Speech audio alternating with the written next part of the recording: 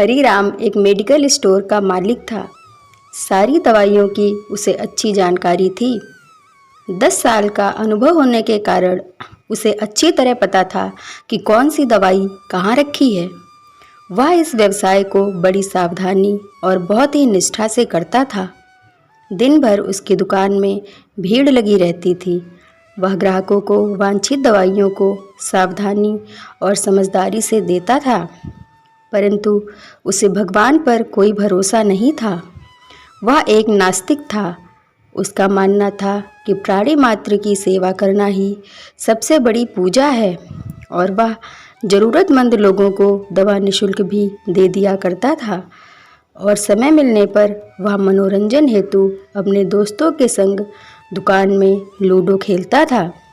एक दिन अचानक बारिश होने लगी। बारिश की वजह से दुकान में कोई भी नहीं था। बस फिर क्या, दोस्तों को बुला लिया और सब दोस्त मिलकर लूडो खेलने लगे। तभी एक छोटा लड़का उसकी दुकान में दवाई लेने पर्चा लेकर आया। उसका पूरा शरीर भीगा था। हरीराम लूडो खेलने में इतना मशगूल था कि बारिश में आए हुए उस लड़के पर उसकी नज़र नहीं पड़ी। ठंड से ठिठुरते हुए उस बच्चे ने दवाई का पर्चा बढ़ाते हुए कहा, साहब जी, मुझे ये दवाइयाँ चाहिए। मेरी माँ बहुत बीमार है, उनको बचा लीजिए। बाहर और सब दुकानें बारिश की वजह से बंद हैं। आपकी दुकान को देखकर मुझे विश्वास हो गया है कि अब मेरी माँ बच जाएगी। उस लड़के की पुकार सुनकर लूडो खेलते खेलते ही हरीराम ने दवाई के उस पर्चे को हाथ में लिया और दवाई देने को उठा। लूडो के खेल में व्यवधान के कारण अनमने से दवाई देने के लिए वह उठा ही था कि बिजली चली गई। अपने अनुभव से अंधेरे में ही दवाई की शीशी को झट से निकालकर उसने लड़के को दे दिया। दवा के पैसे देकर लड़का खुशी खुशी दवाई की शीशी लेकर चला गया। अंधेरा होने के कारण खेल बंद हो गया और दोस्त भी चले गए।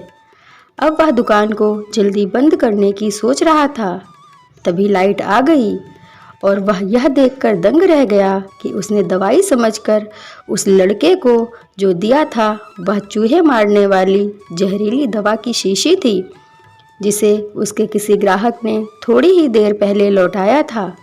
और लूडो खेलने की धुन में उसने अन्य दवाइयों के बीच यह सोचकर रख दिया था कि खेल समाप्त करने के बाद फिर उसे अपनी जगह वापस रख देगा। उसका दिल ज़ोर ज़ोर से धड़कने लगा। उसकी 10 साल की विश्वसनीयता पर मानो जैसे ग्रहण लग गया। उस लड़के के बारे में वह सोचकर तड़पने लगा। यदि यह दवाई उसने अपनी बीमार माँ को पिला दी तो वह अवश्य मर जाएगी। लड़का भी छोटा होने के कारण उस दवाई को तो पढ़ना भी नहीं जानता होगा। एक पल वह अपने लूडो खेलने के शौक़ को कोसने लगा और दुकान में खेलने के अपने शौक़ को छोड़ने का निश्चय कर लिया। पर यह बात को देखी जाएगी।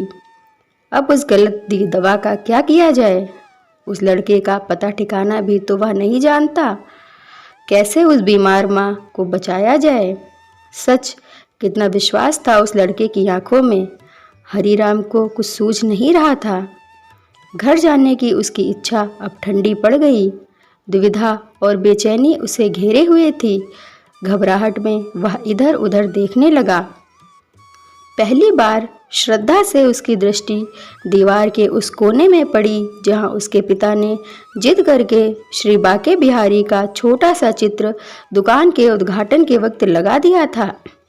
पिता से हुई बहस में एक दिन उन्होंने हरीराम से श्री बाके बिहारी को कम से कम एक शक्ति के रूप में मानने और पूजने की मिन्नत की थी। उन्होंने कहा था कि भगवान की भक्ति में बड़ी शक्ति होती है, वह हर जगह व्याप्त हैं और श्री बाके बिहारी जी में हर बिगड़े काम को ठीक करने की शक्ति है। हरीराम को यह सारी बात याद आने लगी। उसने कई बार अपने पिता को भगवान की तस्वीर के सामने हाथ जोड़कर आंखें बंद करके कुछ बोलते हुए देखा था। उसने भी आज पहली बार दुकान के कोने में रखी उस धूल भरी श्री बाके बिहारी श्री कृष्ण जी की तस्वीर को देखा और आंखें बंद कर दोनों हाथों को जोड़कर वहीं खड़ा हो गया। थोड़ी देर बाद वह छोटा लड़का फिर दुकान में आया। हरीराम बहुत अधीर हो उठा। क्या बच्चे ने माँ को दवा समझ के जहर पिला दिया? इसकी माँ मर तो नहीं गई? हरीराम का रोम रोम काँप उठा। पसीना पोंछते हुए उसने संयत होकर धीरे से कहा, क्या बात है बेटा, अब तुम्हें क्या चाहिए? लड़के की आंखों से पानी छलकने लगा।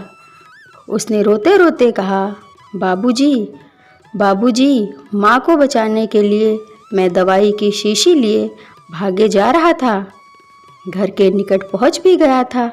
बारिश की वजह से आंगन में पानी भरा था और मैं फिसल गया। दवाई की शीशी गिरकर टूट गई। क्या आप मुझे दवाई की दूसरी शीशी दे सकते हैं? बाबूजी। हरीराम हक्का बक्का रह गया। क्या ये सचमुच श्री बाके बिहारी जी का चमत्कार है? हाँ, क्यों नहीं? हरीराम ने चैन की सांस लेते हुए कहा, लो यह दवाई। पर मेरे पास पैसे नहीं हैं, उस लड़के ने हिचकिचाते हुए बड़े भोलेपन से कहा। कोई बात नहीं, तुम ये दवाई ले जाओ और अपनी माँ को बचाओ। जाओ जल्दी करो, और हाँ, अब की बार जरा संभल के जाना। लड़का अच्छा बाबूजी कहता हुआ खुशी से चल पड़ा। हरीराम की आंखों से अविरल आंसुओं की धार बह निकली। श्री बाके बिहारी को धन्यवाद देता हुआ अपने हाथों से उस धूल भरी तस्वीर को लेकर अपनी छाती से पोंछने लगा और अपने माथे से लगा लिया। आज के चमत्कार को वह पहले अपने परिवार को सुनाना चाहता था। जल्दी से दुकान बंद करके वह घर को रवाना हुआ। उसकी नास्तिकता की घोर अंधेरी रात भी अब बीत गई थी और अगले दिन की नई सुबह एक नए हरीराम की प्रतीक्षा कर रही थी। ऐसी और भी कहानियाँ सुनने के लिए मेरे YouTube चैनल को सब्सक्राइब जरूर करें। धन्यवाद।